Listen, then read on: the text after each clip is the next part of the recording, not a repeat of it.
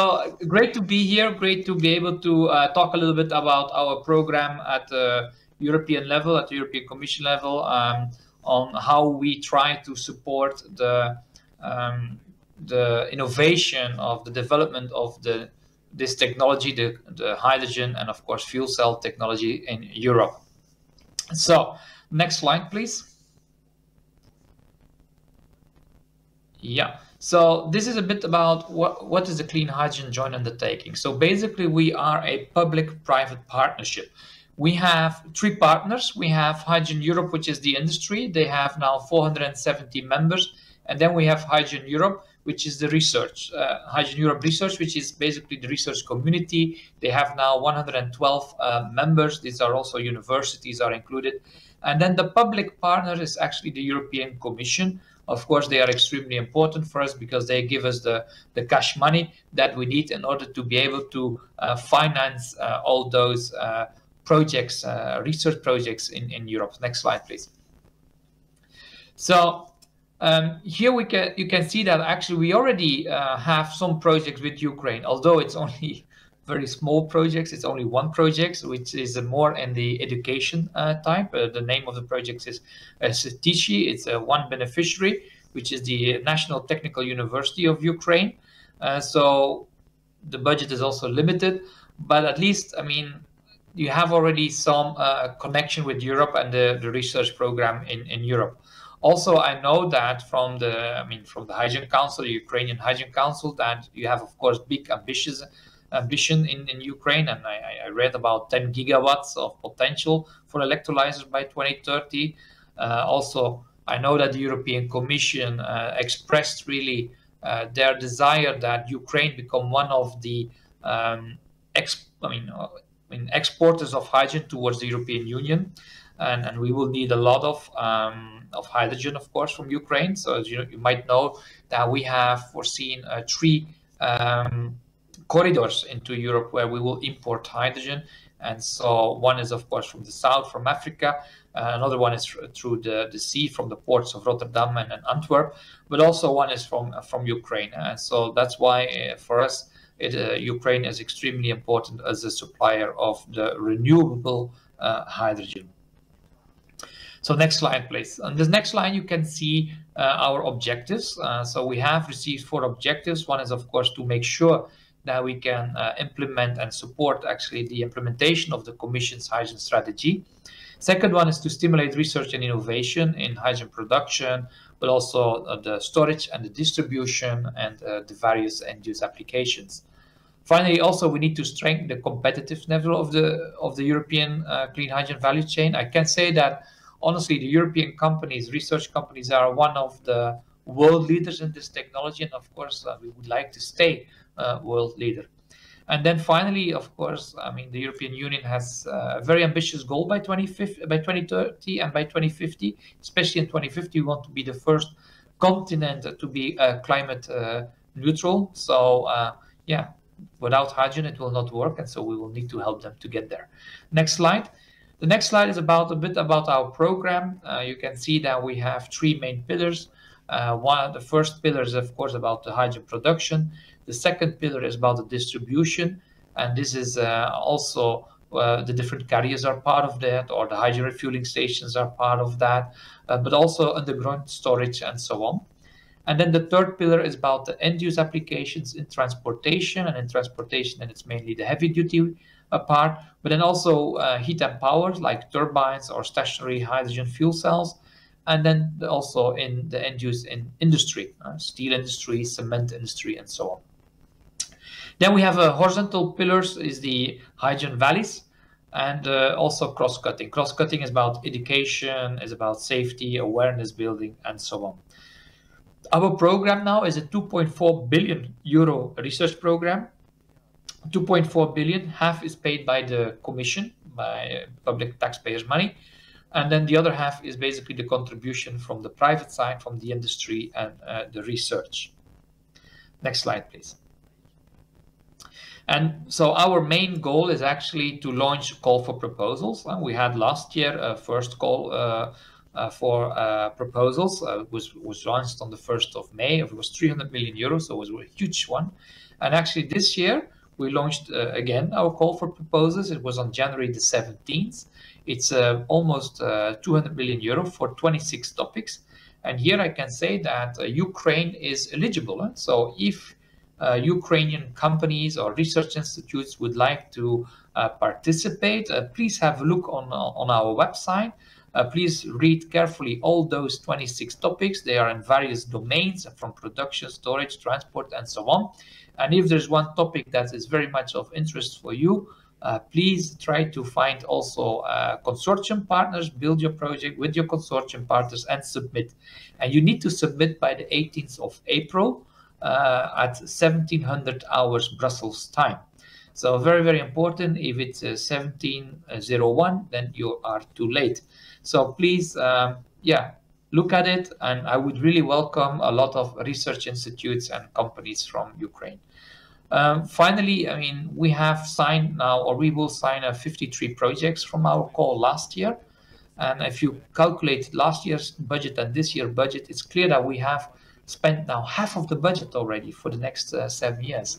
And so that means that we really want to front load our program, because the ambition is very high, but also to tackle the energy crisis that happened, of course, because of the war. Next slide, please. So we are not the only program that is actually supporting hydrogen and fuel cells technology. We have also CEF. This is the Connecting Europe facility. So if you would like to fund, for example, hydrogen refueling stations, then you should better go to CEF, because in CEF, so the next cutoff date is actually 13th April, so it's a bit earlier than our cutoff date.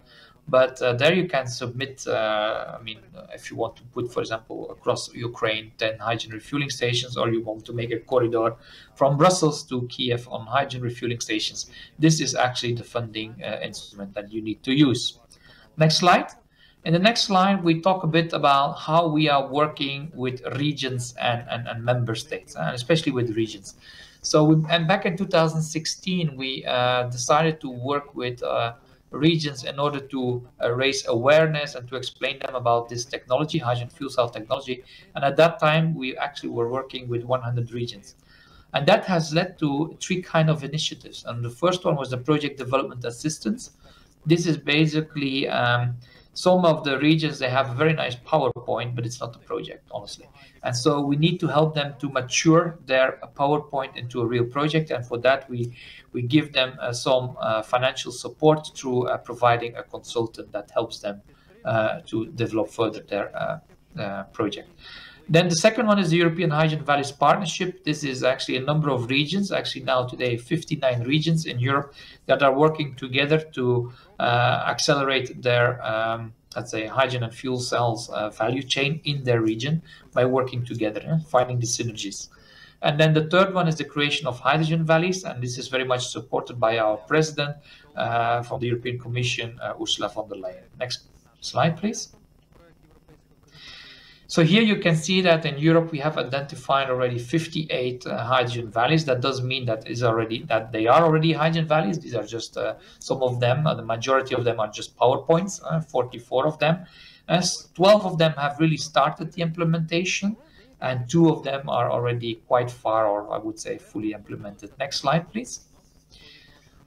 Now, from the hydrogen valleys, I will move to actually some research results. And the next slide, you can see indeed these electrolyzers projects. So we have started actually 10 years ago, where we had like 150 kilowatt electrolyzers development, and we have pushed this gradually towards now the latest projects are 100 megawatts. So, and in 10 years, we actually moved almost from 100 kilowatt to 100 megawatt. Of course, we need to go to gigawatt scale. You know, in the Repower EU, our ambition is actually to put 100 gigawatt of electrolyzers in the field in order to produce 10 million tons of renewable hydrogen domestically. And then we also need to have 10 million tons of hydrogen that we will import.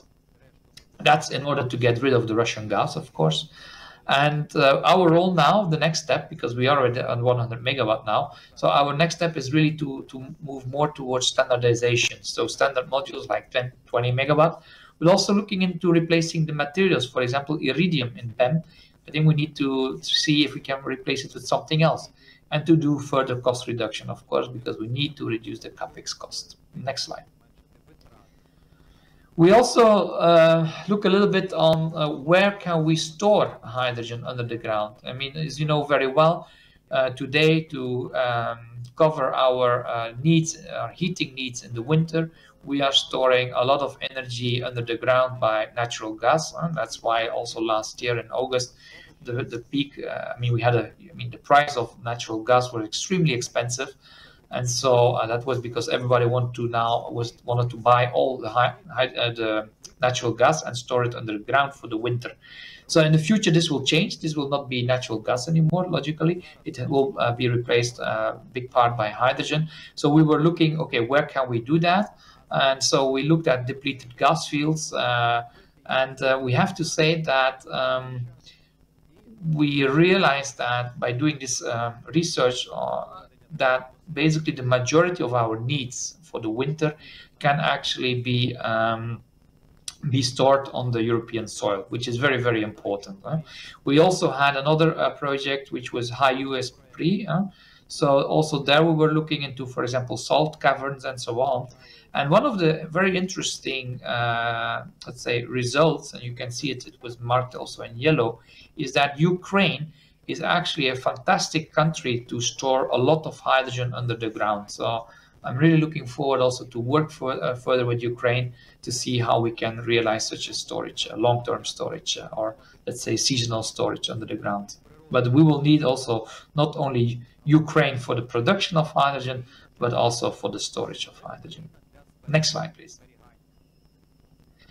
So this is, for example, one of the projects is a project Hipsters in the middle of France.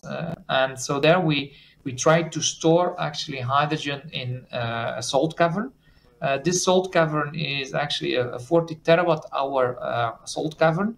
And we test there let's say, how the cavern and how the hydrogen is reacting when we are storing and taking out hydrogen in a dynamic way. And so this kind of fluctuations, we would like to understand how that influenced the cavern, also how the quality of the hydrogen is influenced in that cavern. But more important, also we would like to see what is the cost of storage. Now we came to the conclusion, that the cost would be around 40 cents per kilogram to store the hydrogen in such a salt cavern. And actually our target was below €1 per kilogram. So we are well below our target. Next slide. On this slide, basically you can see a project Higgs, and this is about hydrogen in gas grids.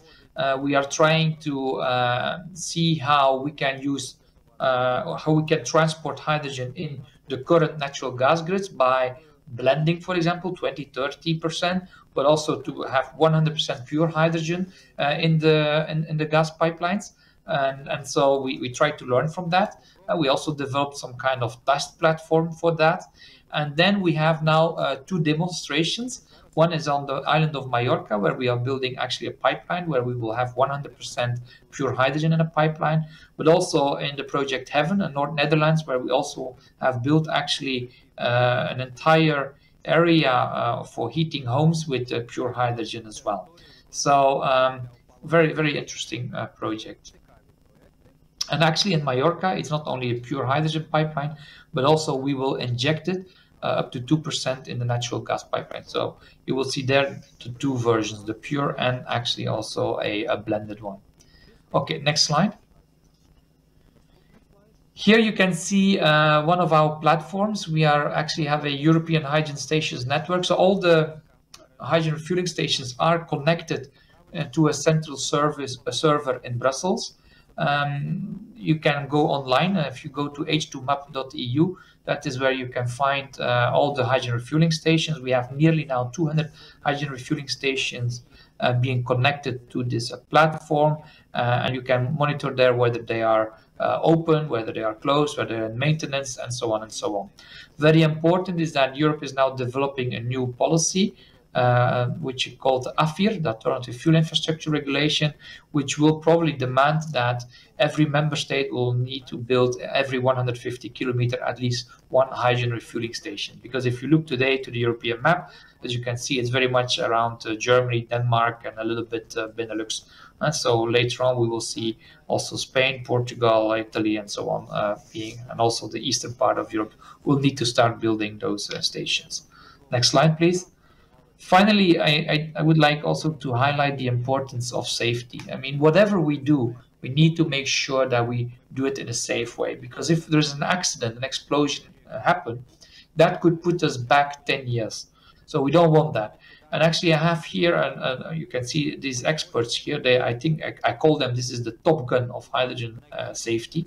And they are analyzing all the incidents that's happening on the European soil with hydrogen. So we have now more than 2,000 incidents. They are analyzing them, and they are making available best practices or lessons learned. So if you go on our website, you go to the hydrogen safety panel, there you will find lessons learned, best practices, and so on. And finally, the next slide, this is my last slide, is about the Fuel Cells and Hydrogen Observatory. So here you can see actually an observatory which covers like technology, policies, the standardization, the patents, funding opportunities. All our training material is there per country. So if you, for example, want to know how many hydrogen buses are there in Germany, that's where you can find the information. So, and it's for free. So go there and you will find a wealth of information. And with the next slide, I just would like to share you my coordinates. There you can see my email address and all my details. So with this, I would like to thank you for the opportunity, and I would like to give back the word to you, Alexander.